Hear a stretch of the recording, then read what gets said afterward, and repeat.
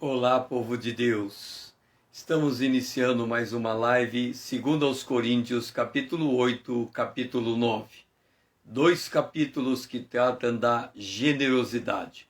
Paulo está instruindo a igreja de Corinto a ser generosa, usando de exemplo as igrejas da Macedônia e o próprio Senhor Jesus Cristo, que sendo rico se fez pobre, e por se fazer pobre ele o fez por amor de nós, para que nós pudéssemos ser enriquecidos por ele.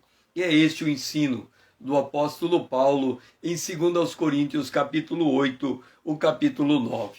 Na última live, nós observamos o nosso orçamento, um retrato feito pelo IBGE no ano de 2002 e no ano de 2008. Quando vimos o nosso orçamento, percebemos ele definido em faixas, 6 anos depois, permanecendo as mesmas faixas de gasto.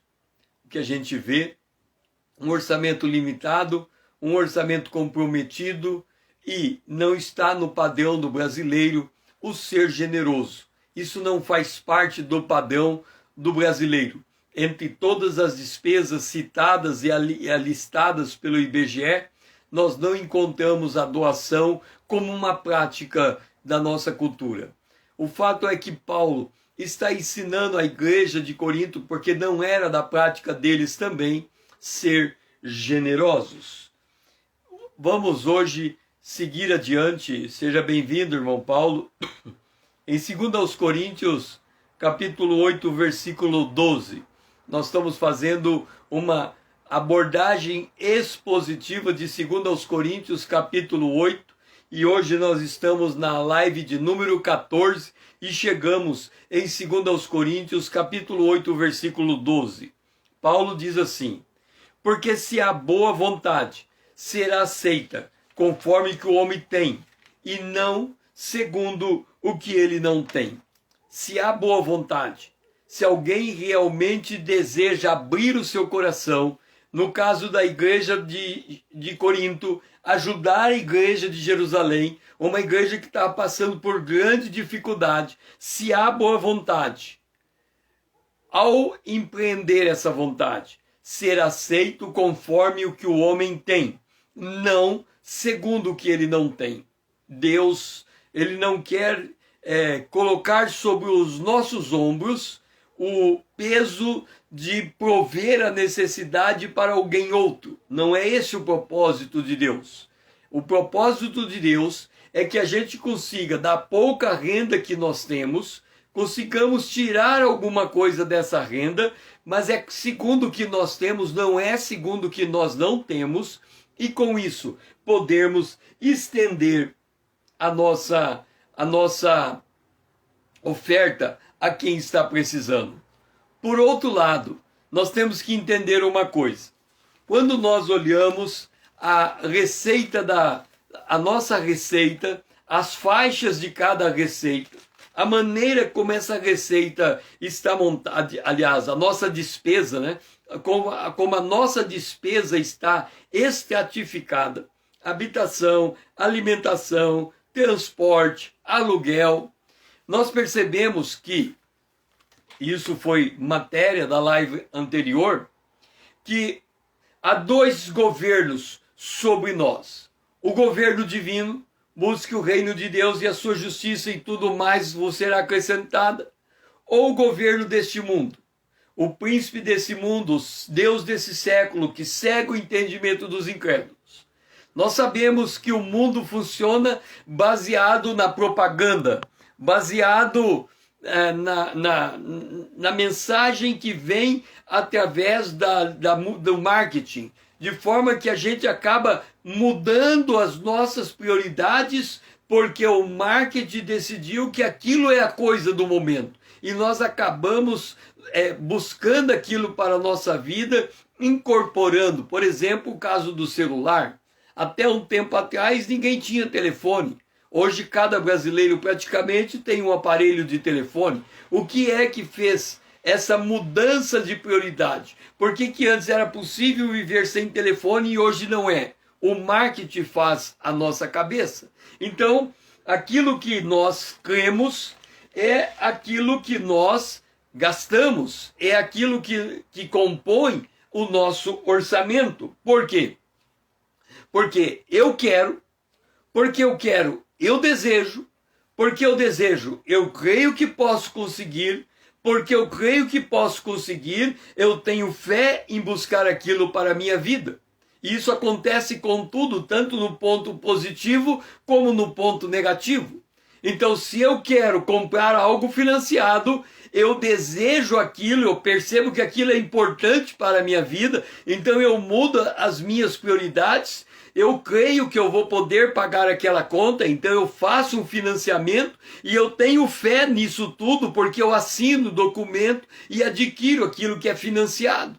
Ora, também se nós pudéssemos viver num outro estilo de vida, em que nós não devêssemos nada a ninguém, também nós teríamos que querer esse tipo de vida, nós teríamos que desejar esse tipo de vida para nós, e desejando, teríamos que crer que esse tipo de vida é possível, e aí nós temos que praticar esse tipo de vida, é a fé implementada.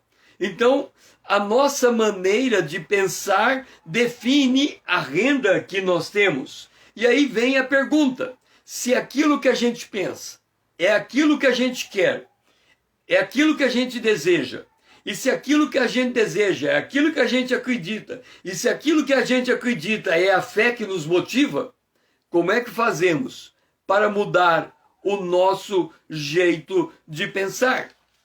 Entenda uma coisa, deixe-me voltar aqui nas minhas anotações, em alguma página aqui atrás, para lhe colocar uma determinada situação. Olha, eu creio que a verdadeira riqueza nasce com o ato de pensar consciente e se concretiza por meio do homem regenerado, do homem interior, mediante a palavra de Deus.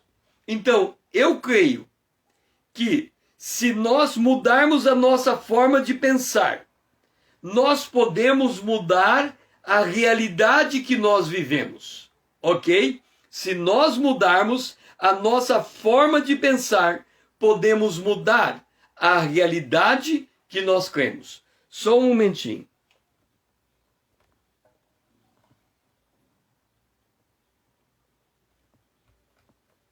Ok.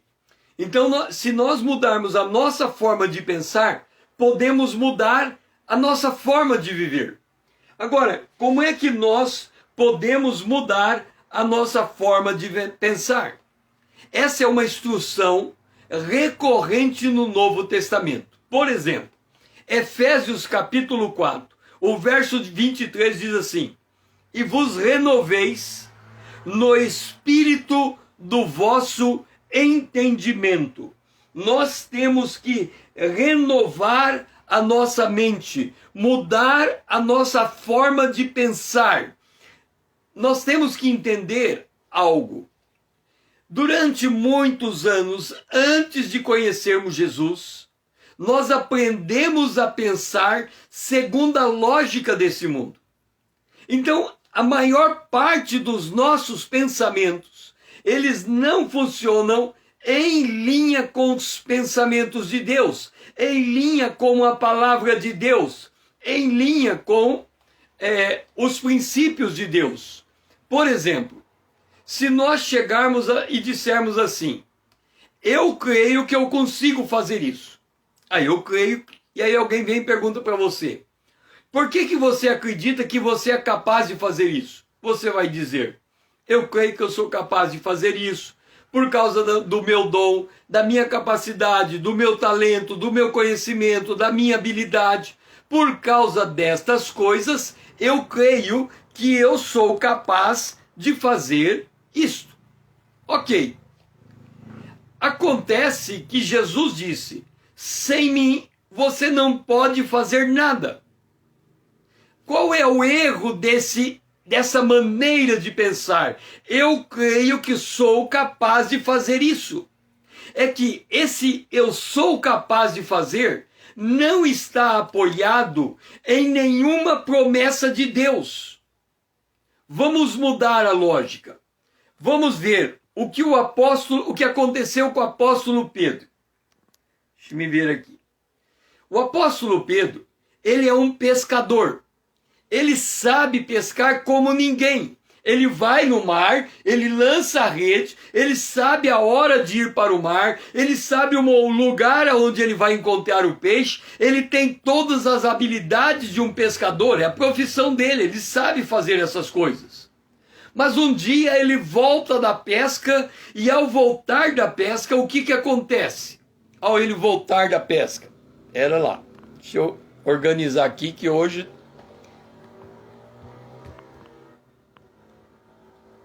Hoje meus equipamentos não estão muito adequados. Já consigo corrigir aqui. Ok. Então ele está pescando e não pega nada. Ele passou a noite inteira pescando. No dia seguinte, ele volta e começa a recolher as redes. Jesus chega, Jesus pede o barco emprestado de Pedro. E aí, depois que Jesus termina, ele volta e diz para Pedro, lança a rede ao mar. E aí Pedro diz assim, eu passei a noite inteira pescando, nada consegui, mas sob a tua palavra eu lançarei a rede. Observa a diferença, uma é eu dizer, eu sou capaz. A outra é eu dizer, eu vou fazer lançando a rede segundo a palavra de Deus. Então, quando a Bíblia diz que nós temos que mudar a nossa forma de pensar, é porque nós de fato pensamos completamente desalinhado com a palavra de Deus. A nossa maneira de enxergar, a nossa maneira de raciocinar, a nossa maneira de pensar, e aí a palavra de vem diz, renove o espírito do vosso entendimento.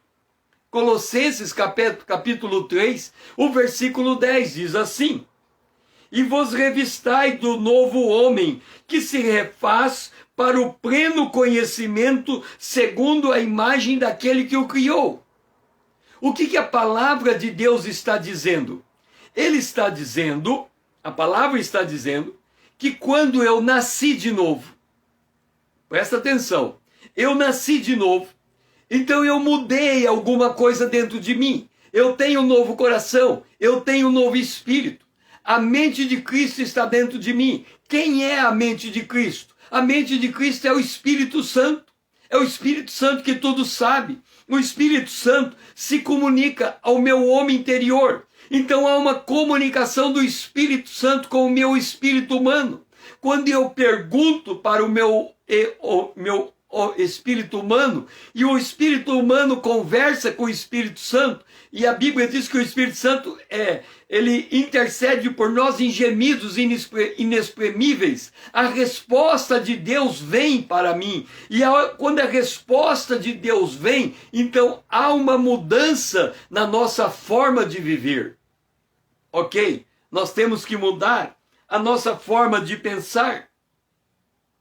O apóstolo Paulo, escrevendo em Romanos, no capítulo de número 12, versículo 2, ele volta de novo a enfatizar essa necessidade. E não vos conformeis com esse século, mas transformai-vos pela renovação da vossa mente, para que experimenteis qual seja a boa, agradável e perfeita vontade de Deus. Então nós temos que entender que nós temos que mudar a nossa mente, renovar a nossa mente. Como é que se renova a mente?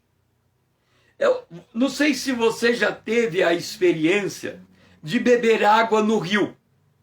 Quando você bebe água no rio, você para na beira do rio, você leva a mão, pega a água na mão e bebe. Ok? Você leva a água e bebe. O que acontece? Quando você leva a água dentro da água e pega dentro do rio e pega a água, a hora que você faz esse gesto dentro do rio, você movimenta a sujeira do fundo do rio. Então você tem a água limpa e bebe. Aí você olha para o rio e você tem que esperar a poeira assentar. Quando o pó assenta, você leva a mão de novo e você bebe. A palavra de Deus funciona da mesma maneira.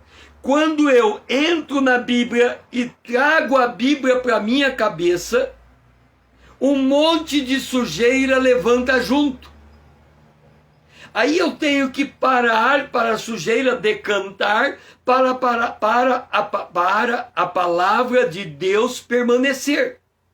E esse processo tem que ser cíclico. A palavra tem que entrar. Cada vez que a palavra entra, mas entenda, entra de forma pensada, entra de forma refletida, entra de forma raciocinada. Cada vez que a palavra de Deus entra, ela muda um pouquinho da minha mentalidade. É isso que Paulo diz quando ele fala de renovar a mente. Então nós temos que aprender a renovar a nossa mente. Por quê? Porque do tempo em que nós vivemos nesse mundo, nós sempre aprendemos pela aparência das coisas. A gente aprendeu baseado no preconceito. A gente aprendeu baseado em critérios de riqueza. Por exemplo, se alguém vai numa festa, uma pessoa, isso acontece mais no mundo feminino, vai numa festa de aniversário, o que a mulher observa? A roupa que a outra está usando, se é verde, se é amarela, se é roxa, a marca, o estilo, a forma, a linha. O que acontece? A nossa mente, ela foi treinada a fazer isso. E ela só sabe fazer isso. Ela entra, veja a diferença. Charles Finney, um homem de Deus, ele entrou em uma fábrica. Agora veja a diferença entre um homem de Deus e uma pessoa deste mundo. Charles Finney entra numa fábrica onde tinha mulheres trabalhando, centenas de mulheres trabalhando. E aí ele olha para uma mulher, e aquela mulher olha para ele. Ele olha para aquela mulher e percebe a necessidade da alma daquela mulher. Ele percebe que ele precisa levar o evangelho para aquela mulher. A mulher olha para ele e olha como uma mulher olha para um homem, cobiçando o homem. Ela olha maliciosamente para ele e ele olha espiritualmente para ela. E aí os dois continuam olhando um para o outro. Ele olha espiritualmente, ele olha a necessidade espiritual dela, mas ela olha ele como homem.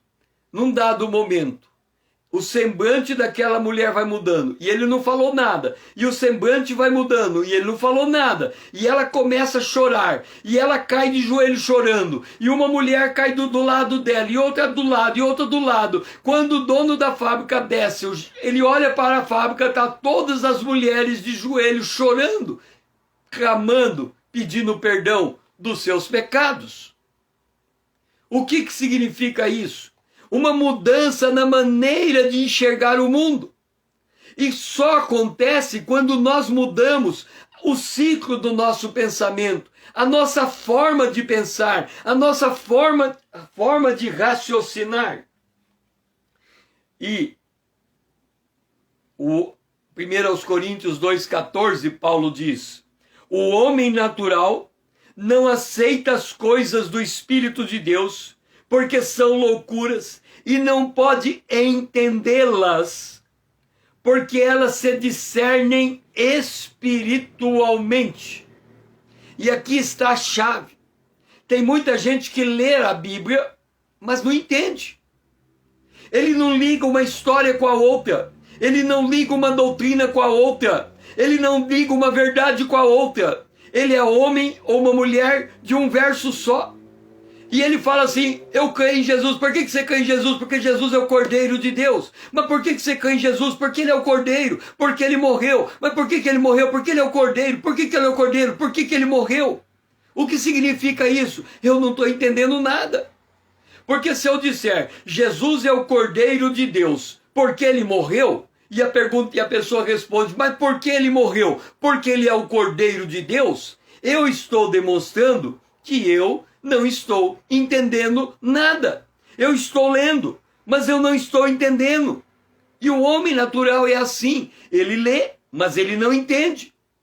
Porque precisa de discernimento espiritual, de raciocínio espiritual, de inteligência espiritual, de comparação de palavra com palavra, de entender os pensamentos de Deus. E os pensamentos de Deus estão escritos na palavra de Deus.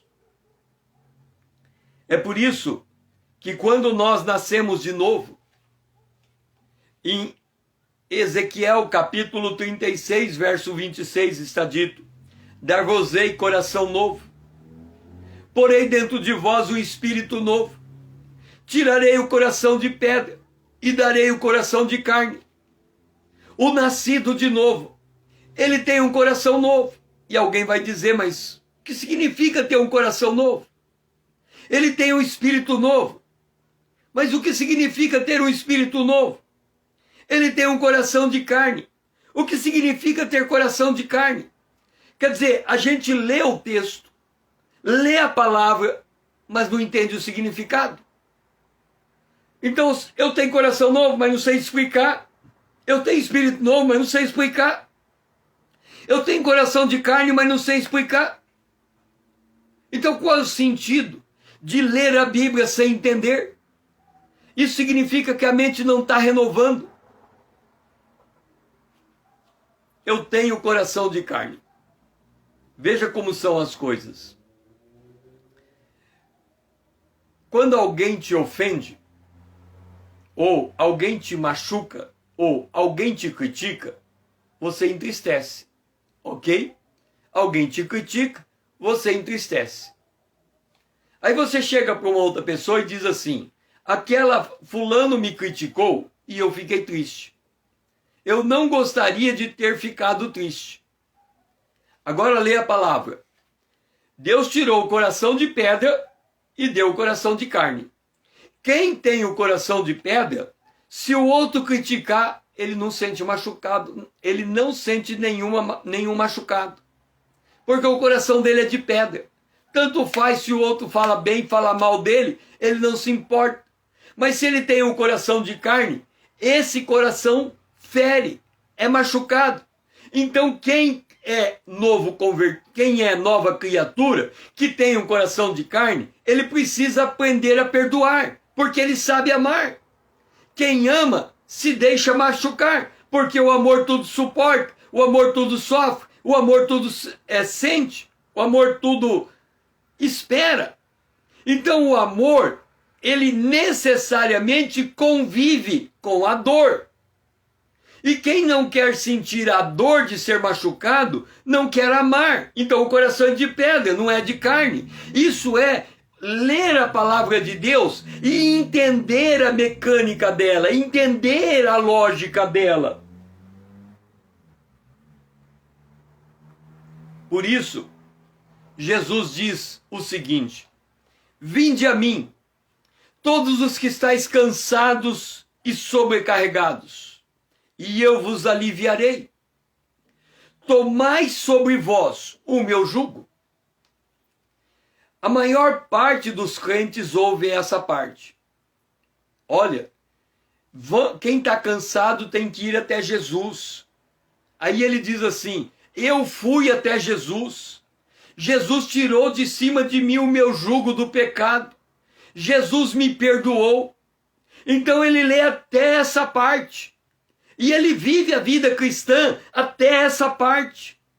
Mas Jesus diz: aprendei de mim. Aí, aprender de que jeito? A pessoa não vai na igreja, não vai no culto, não vai na escola bíblica dominical, não compra um livro, um dicionário bíblico, não compra um comentário bíblico, a pessoa não lê nenhum livro, a pessoa não ouve nenhuma pregação que passa de 2 minutos, a pessoa ela não quer se expor à palavra de Deus. Ela vai aprender como? Ela acaba vivendo na sua ignorância no sentido em que ela desconhece o que Deus quer para ela. Eu sei os pensamentos que tenho de vós, diz o Senhor, pensamentos de paz para te dar o fim que você precisa, que você almeja, mas a pessoa não tem isto. Ela é cristã, ela nasceu de novo, ela tem novo coração, ela tem novo espírito, mas ela não aprende. Ela não aprende de Jesus, e aí ela deixa de aproveitar as coisas da vida, as coisas de Deus, a vida abundante de Deus. Mas nós temos que entender que os pensamentos de Deus não são os nossos pensamentos. Os caminhos de Deus não são os nossos caminhos. Os pensamentos de Deus são mais altos do que os nossos pensamentos. Os caminhos de Deus são mais altos do que os nossos caminhos. Vamos entender essa palavra. Observa bem. O pensamento de Deus não é igual ao meu pensamento. Agora eu pergunto para você, aonde está o pensamento de Deus? Porque se o pensamento de Deus é mais alto do que o meu, então eu preciso pegar o pensamento de Deus. Concorda? Porque Deus tem um pensamento e eu tenho um pensamento. O meu pensamento é baixo, o pensamento de Deus é alto. O que eu tenho que fazer? Eu tenho que pegar o pensamento de Deus. Aí eu pergunto para você, aonde que eu pego o pensamento de Deus? Aonde que eu pego o pensamento de Deus? Aí depois ele fala assim, o caminho de Deus é mais alto do que o meu caminho. Então eu tenho o meu caminho e eu tenho o caminho de Deus. Aonde que eu pego o caminho de Deus? O que é que Deus usa para que eu pense o pensamento de Deus? E o que é que Deus usa para que eu ande no caminho de Deus? Deus usa o meu pensamento para pensar o pensamento de Deus. E Deus usa os meus passos para trilhar os caminhos de Deus. Isto é andar com Deus. É eu parar de pensar do meu jeito e pensar do jeito de Deus. É eu parar de andar no meu caminho e andar no caminho de Deus. Isso é mudar a nossa maneira de viver e de pensar, isso é andar com Deus. Então a gente diz assim, não, o pensamento de Deus é mais alto que o nosso pensamento. Mas aonde que está esse pensamento? Ah, o pensamento de Deus está na Bíblia. E aí a Bíblia, ela está aqui, e eu estou aqui. E aí eu tenho uma distância. Não, um dia que eu pegar a Bíblia e ler, aí eu vou ter o pensamento de Deus. Não. Aonde é que habita o Espírito Santo? Dentro de nós. Aonde que está a mente de Cristo? No Espírito Santo. E aonde que está o Espírito Santo? Dentro de nós. E o que o Espírito Santo quer? Que a gente mude a sintonia do nosso pensamento. Mude a maneira de pensar. Para de pensar no seu nível. Quando nós lemos Efésios, no capítulo de número 2, quando Paulo vai dizer como nós éramos antes de conhecer a Deus, ele diz no capítulo 2, no versículo de número 3, entre os quais todos nós andávamos outrora, segundo as inclinações da nossa carne, fazendo a vontade da nossa carne e a vontade do nosso pensamento. E éramos, por natureza, filhos da ira. Quer dizer, quem vive de acordo com sua carne, de acordo com o seu caminho, de acordo com a sua maneira de viver, de acordo com o seu estilo de vida, de acordo com sua maneira de pensar, ele está vivendo como um filho da ira.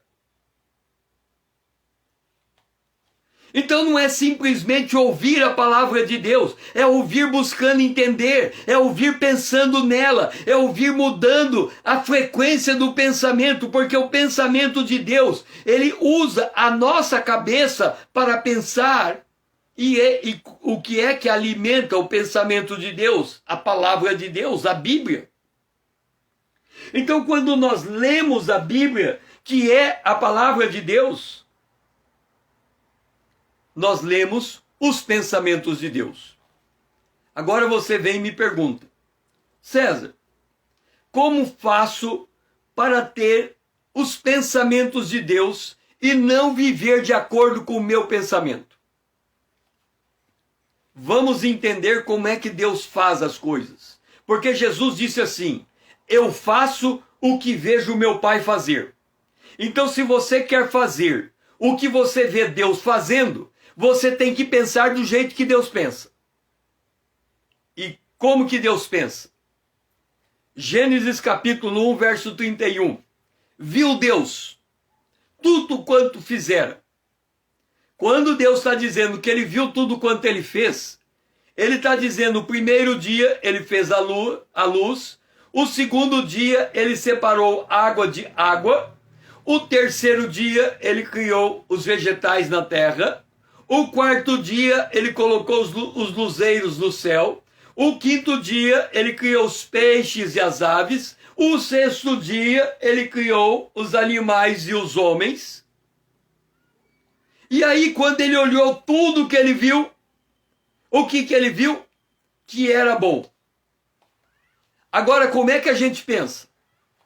Eu estou andando e passa uma pessoa e eu olho para ela e digo assim: que mulher feia, que homem feio, que homem gordo, que mulher baixa, que homem alto. O que eu estou fazendo? Desmerecendo o que Deus criou, porque ele viu e viu e viu e falou: tudo é muito bom. E aí eu vejo e vejo e vejo e estou falando o oposto, tudo é muito ruim. Percebe como é diferente o pensar de Deus do nosso pensar? Eu estou olhando para as coisas e estou entendendo que está tudo muito ruim. Enquanto que Deus está olhando para as mesmas coisas que eu estou olhando e ele diz: é muito bom.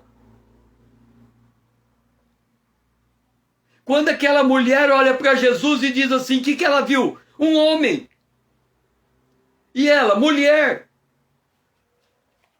Preconceito entre homem e mulher. O homem não pode falar com mulher. Foi o jeito que ela viu Jesus. E o que ela viu mais? Judeu e eu samaritana. Então a gente olha para as pessoas e faz distinção de raça, faz distinção de sexo, faz distinção de beleza, faz distinção disso, faz distinção daquilo, faz distinção, porque o tempo todo nós estamos pensando como homem natural. Enquanto que o pensamento de Deus é diferente desse, ele está olhando e vendo que tudo que ele enxerga é bom.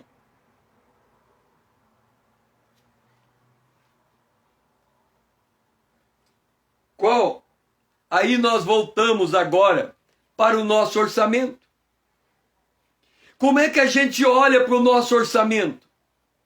A gente olha para o nosso orçamento e diz assim: não está bom.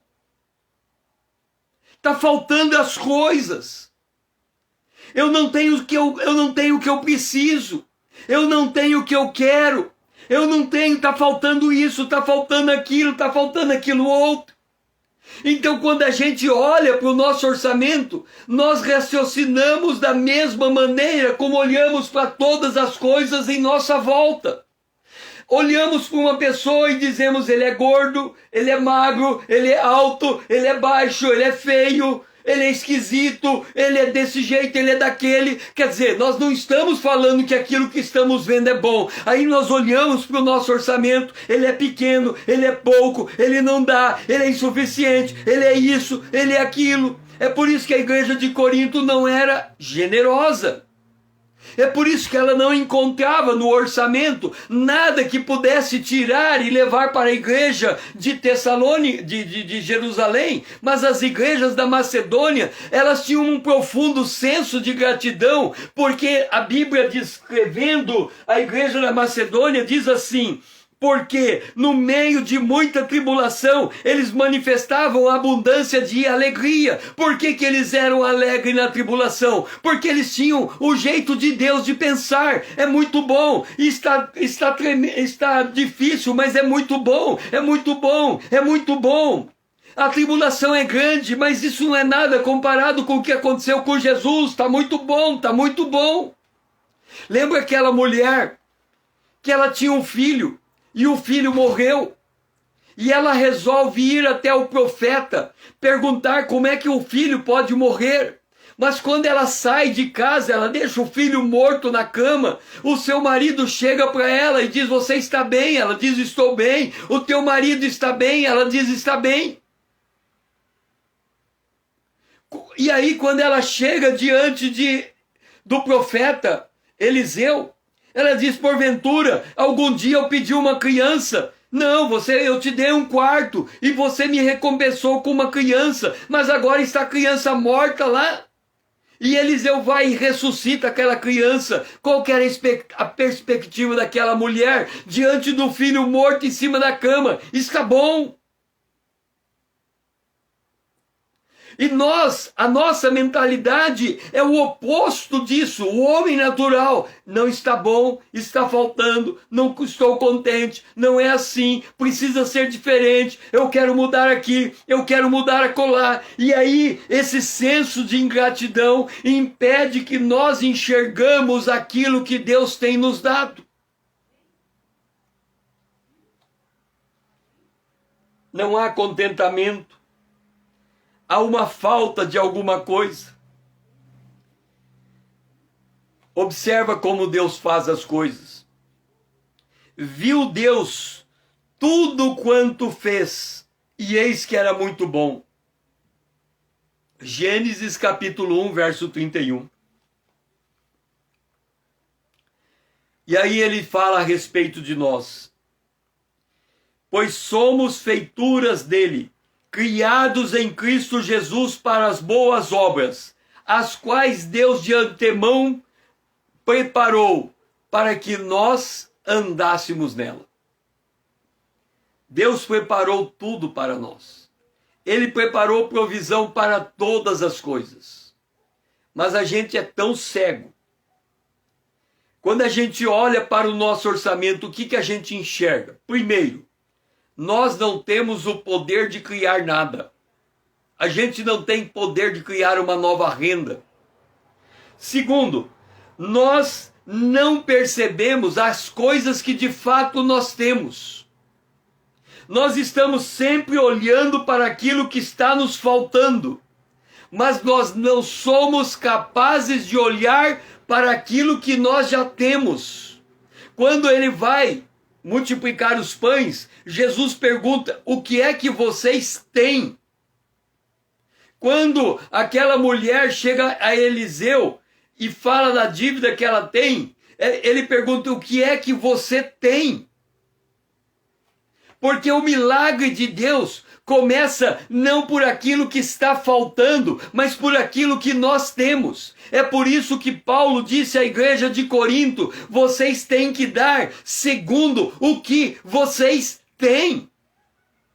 Não é segundo o que está faltando, mas é segundo o que vocês têm. Quando nós estamos entregando segundo aquilo que nós não temos, se nós não formos gratos por aquilo que nós temos, por exemplo, você chega e fala assim: eu não tenho uma casa. Aí o pastor diz assim: entrega o dízimo da casa que Deus vai te dar uma casa. Você está entregando o dízimo por algo que você não tem. Portanto, você está declarando com aquele dízimo que você está entregando por algo que você não tem, que você não está contente com a casa que você tem. Então há uma contradição. Como é que eu entrego algo para Deus reclamando de algo? Porque quando eu estou querendo algo maior, é porque eu não estou contente com algo que eu já tenho. Aí você vai dizer, mas então alguém não pode crescer? O princípio da generosidade, dá e ser-vos-á dado. E aí o que vai ser dado é maior do que você entregou, e é um processo de crescimento gradual. Porque nós mudamos a nossa mentalidade a partir de um senso de gratidão. Nós temos um conflito e vivemos esse conflito, e vivemos a ansiedade, e vivemos a preocupação, porque nós pensamos no que nos falta quando Deus olha para o que nós temos. Porque Deus declarou que tudo é bom. O salmista, quando ele entendeu essa verdade preciosa, ele escreveu assim: os teus olhos me viram a substância, os teus olhos me viram a substância ainda informe, e no teu livro foram escritos todos os meus dias, cada um deles escritos e determinados, quando nem um deles havia ainda. Quão preciosos para mim, ó Deus, são os teus pensamentos, e como é grande a soma deles. Nós temos que tomar uma decisão dentro de nós, que nós vamos viver uma vida em gratidão. Em gratidão pelo que temos, em gratidão pelo que enxergamos. Nós temos que treinar a nossa mente de tudo que nós batemos em volta de nós está bom. Aí você pode dizer assim, pera lá, então a gente não pode reclamar de nada? Não, não pode. Então como é que a gente vê quando vê alguma coisa errada? Penina estava azucrinando Ana. Ana não levantou a voz para reclamar de Penina. Ela não reclamou de Penina. Ela derramou o seu coração na presença de Deus. Isso significa que quando olhamos para algo que nós percebemos que não está adequado, nós temos que levar aquilo em intercessão para que Deus trate daquilo. Quando Davi estava sendo perseguido por Saul, ele podia ter matado Saul, mas ele não fez. E ele dizia, Saul, por que você está me perseguindo? Se você estiver me perseguindo por vontade de Deus, eu recebo esta perseguição contra a minha vida como um sacrifício agradável a Deus. Eu me torno profundamente grato, porque eu estou sendo digno de ser perseguido por amor a Cristo. Agora, se por outro lado você está me perseguindo por causa de homens que estão incitando você, para e pensa. Mas Davi, ele não faz justiça com a sua própria mão. Ele não muda aquela circunstância, porque ele está profundamente grato com o que Deus está fazendo. E o apóstolo Paulo declara isso quando ele diz, eu posso todas as coisas naquele que me fortalece, eu posso padecer necessidade, eu posso ter abundância de coisas, eu posso em qualquer ambiente, porque ele sente um permanente estado de gratidão, porque aonde ele bate os olhos, ele diz, está muito bom o que Deus está fazendo.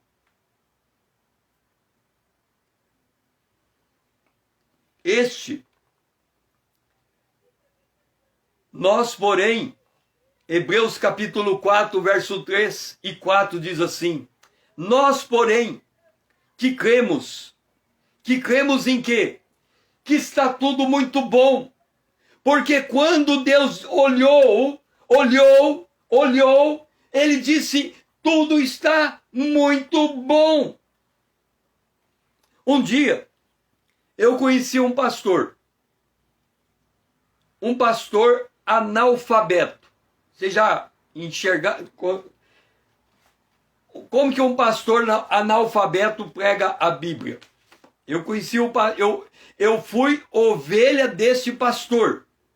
Ele foi o meu pastor. E ele era analfabeto. Eu era membro da igreja dele. E aí, quando ele ia pregar, a esposa dele subia no púlpito, abria a Bíblia, ela lia a Bíblia. Eu sou o homem que viu a aflição pela vara do furor de Deus. Ela fechava a Bíblia, descia do púlpito, e ele, memorizando o que ela disse, ele pregava. Mas ele não sabia ler. E eu era membro dele, membro dessa igreja. Eu ouvia a palavra dele e eu era edificado pela palavra dele.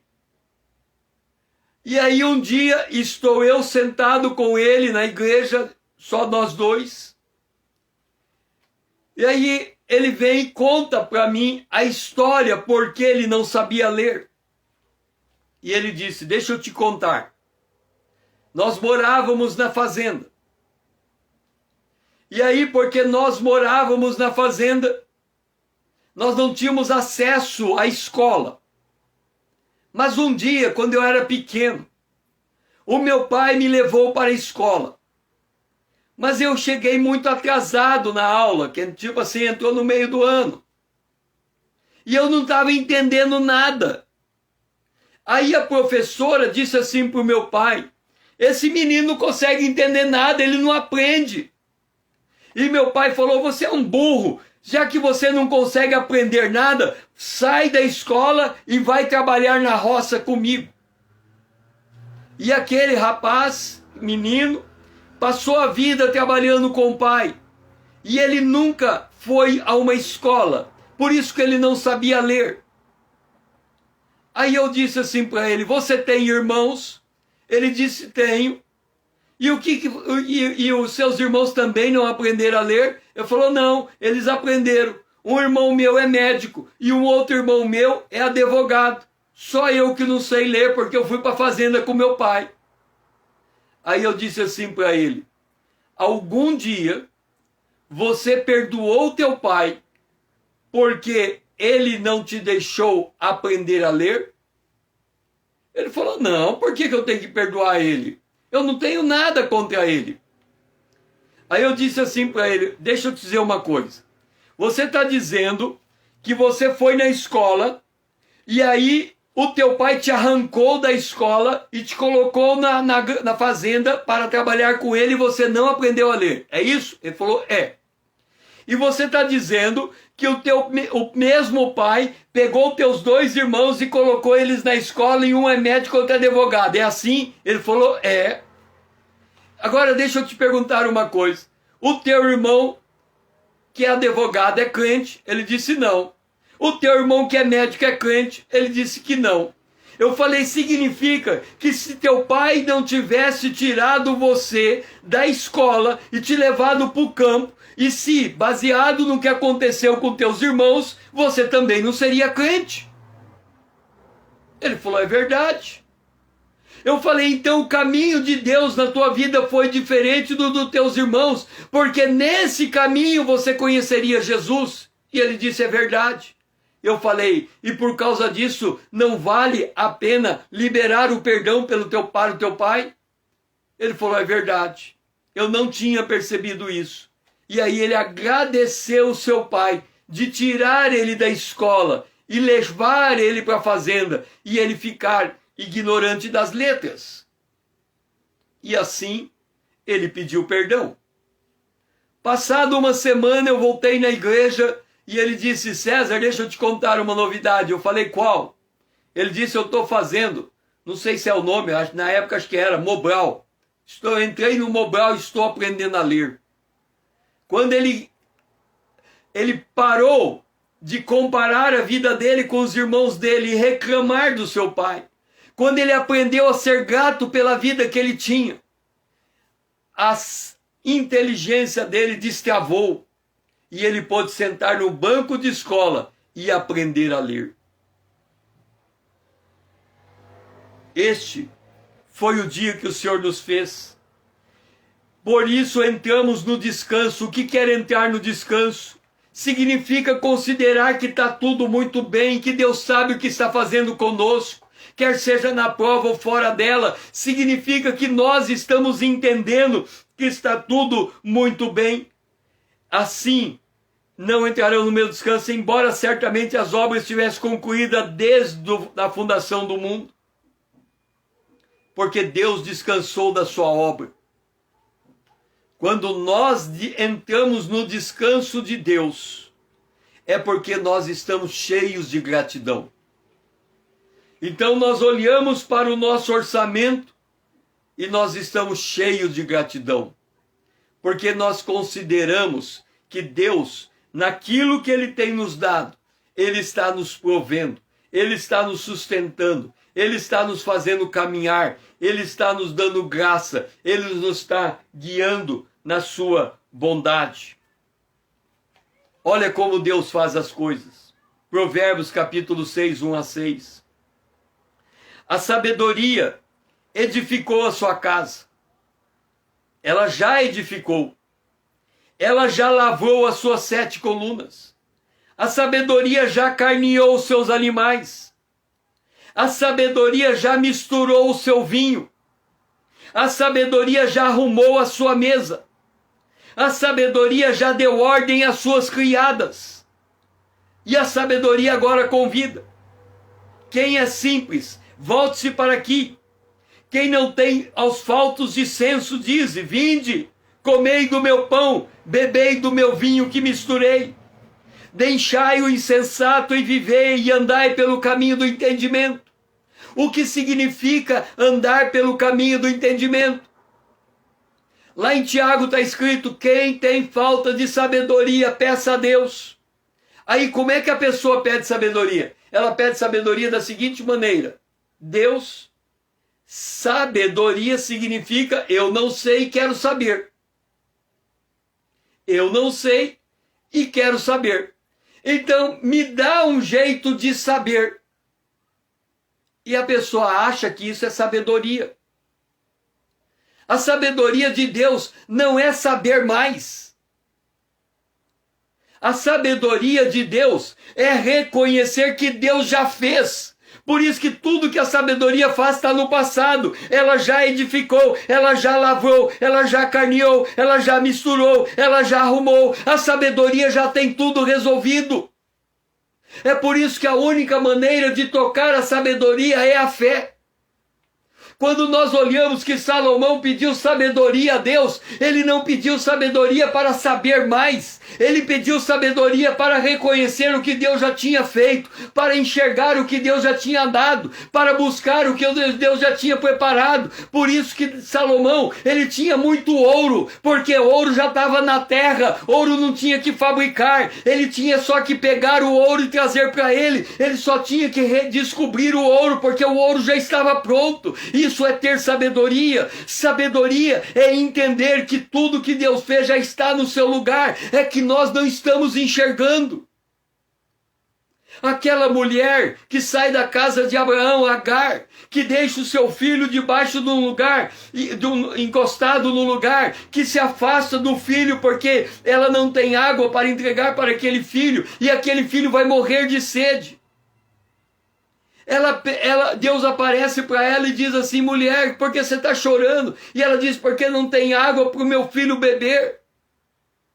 E ele diz: como que aquele filho vai morrer? Ele vai viver. Porque eu tenho uma promessa com ele, é Ismael, tenho uma promessa com ele. Ele vai ser pai de uma nação.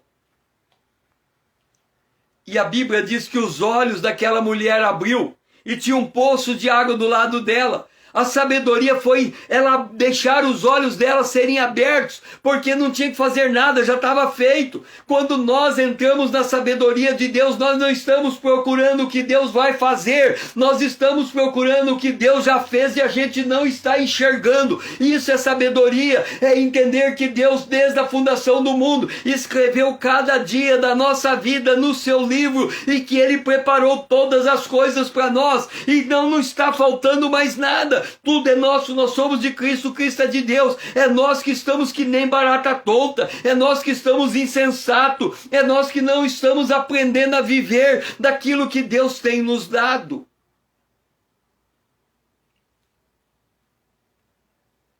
Este é o dia que o Senhor nos fez. A nossa atitude para com esse dia tem que ser uma atitude de regozijo e de alegria. É por isso que nós encontramos a igreja de Tessalônica na sua prova de tribulação com abundância de alegria e na sua profunda pobreza com superabundância da riqueza da sua generosidade, porque para eles o tempo todo está muito bom, o que Deus tem colocado aqui está muito bom, e eu estou enxergando as riquezas de Deus, eu estou enxergando as provisões de Deus, eu estou enxergando as misericórdias de Deus, eu estou enxergando as graças, a graça de Deus. Ser sábio, é por isso que as pessoas dizem que o sábio, que o homem, tipo assim, a pessoa vai para a faculdade e ela tem um monte de diploma e ela não tem dinheiro. Aí uma pessoa que nunca foi para a faculdade consegue um monte de dinheiro, um pouquinho de sabedoria, ele faz um monte de coisa. Por quê? Ele não aprendeu, ele descobriu, ele só soube aproveitar as oportunidades que estavam o tempo todo do lado dele. Quando aquele cego aparece diante de Jesus e os discípulos perguntam quem pecou, ele ou seu pai ou seus pais, Jesus responde: nem ele pecou, nem os seus pais, mas foi assim para que as obras de Deus se manifestassem nele. Isso é sabedoria. Já estava tudo pronto para ele. Naquele dia seria o dia da cura dele. Ele não teve que trabalhar pela cura. Ele não teve que buscar a cura. A cura chegou até ele. Então a sabedoria de Deus não é procurarmos por algo que não temos. A sabedoria de Deus é descobrir o que Deus já tem nos dado. E aí, quando a sabedoria se conecta com a fé, Deus age. Porque sem fé é impossível agradar a Deus.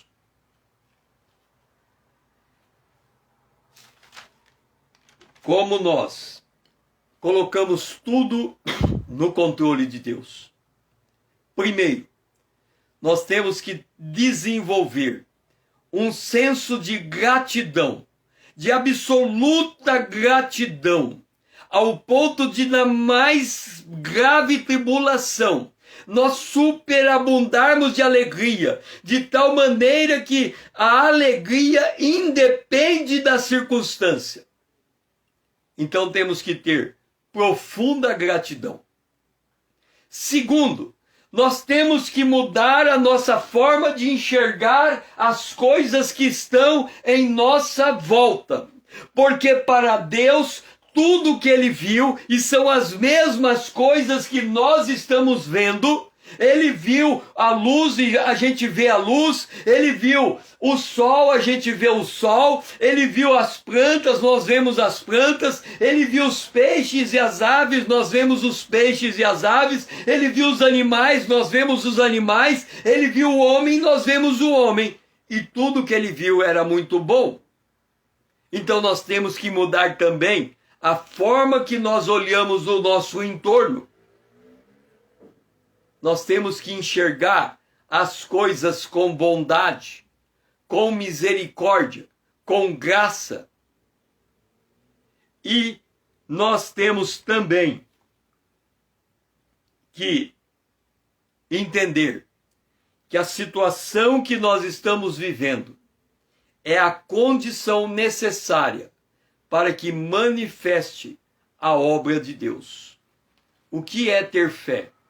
É crer. Ter fé é colocar isso em prática. Crer é crer que Deus proveu tudo. Que tudo que nós precisamos nós temos. Isso é crer. E fé? Fé é desenvolver a gratidão naquilo que você crê. Olhar com bondade. Tudo é bom. E ser grato por aquilo que você tem.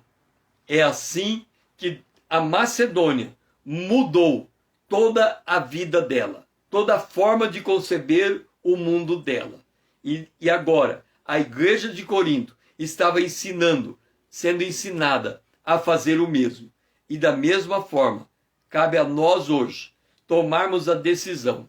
Senhor, a partir de agora, eu vou ser grato por tudo, em todo tempo.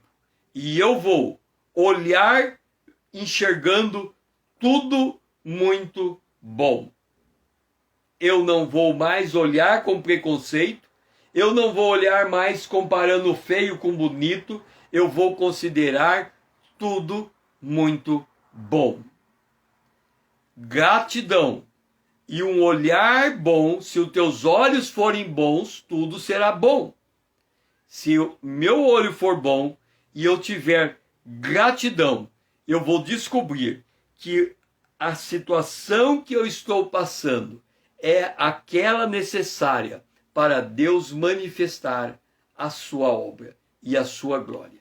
Que o Senhor seja louvado. Foi muito bom ter você aqui comigo. Obrigado, irmão Paulo. Você é um companheiro, está sempre aqui conosco.